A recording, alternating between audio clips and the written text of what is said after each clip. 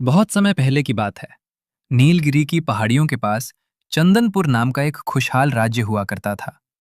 वहां के राजा धर्मराज बहुत ही न्यायप्रिय थे, लेकिन उनकी एक ही चिंता थी कि उनका बेटा राजकुमार विक्रम अभी दुनियादारी से अनजान था। विक्रम बहुत ही सुंदर, बलवान और निडर था, लेकिन उसने कभी दुख या मुसीबत का सामना नहीं किया था।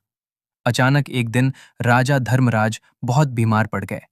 बड़े बड़े वैद्य और हकीम आए, लेकिन कोई भी राजा का इलाज न कर सका। राजा की सांसें अटकने लगीं और पूरा राज्य शोक में डूब गया। तभी गांव के एक बहुत बुजुर्ग साधु महल में आए। उन्होंने राजकुमार विक्रम को बताया कि राजा के प्राण केवल एक ही चीज से बच सकते हैं, और वो है संजीवनी मणिरत्न। लेकिन समस्या ये थी कि वो मणिरत्न कालवन नाम के एक भयानक जंगल में था, जहां महाकाल नाम का एक मायावी राक्षस राज करता था। महाकाल के पास इतनी शक्तियां थीं कि वो हवा को रोक सकता था और दिन को रात बना सकता था।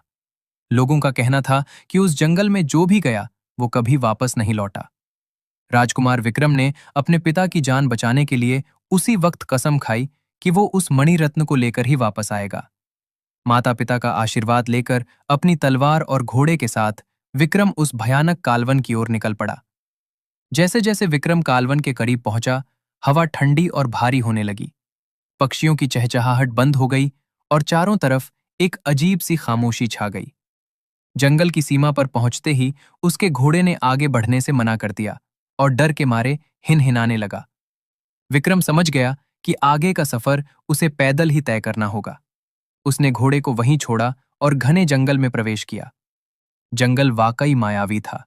वहां के पेड़ काले थे और उनके पत्ते नीले रंग के चमक रहे थे।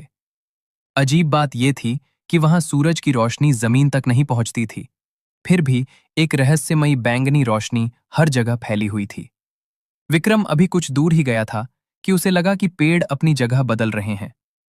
जो रास्ता सीधा दिख रहा था वो अचानक गायब हो जाता और नई पगडंडी बन जाती। ये महाकाल राक्षस की माया थी। विक्रम रुका नहीं, वो निडर होकर आगे बढ़ता रहा। उसे जंगल में अजीबोगरीब आवाजें सुनाई दे रही थीं, कभी किसी के रोने की तो कभी डरावनी हंसी की। अचानक उसके सामने एक विशाल नदी आ गई, जिसका पानी खून जैसा लाल था और उसमें से भाप निकल रही थी। विक्रम ने हिम्मत नहीं हारी। उसने एक बड़ा सा सूखा पेड़ गिराया और उसे नाव बनाकर नदी पार करने लगा। नदी के बीच में उसे लगा कि पानी के अंदर से कोई उसे खींच रहा है, लेकिन अपनी ताकत और फुर्ती से वो दूसरे किनारे पर पहुंच गया।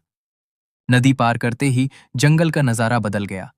अब वहां काले डरावने पेड़ों की जगह सुंदर चमकीले फूलों वाले पौधे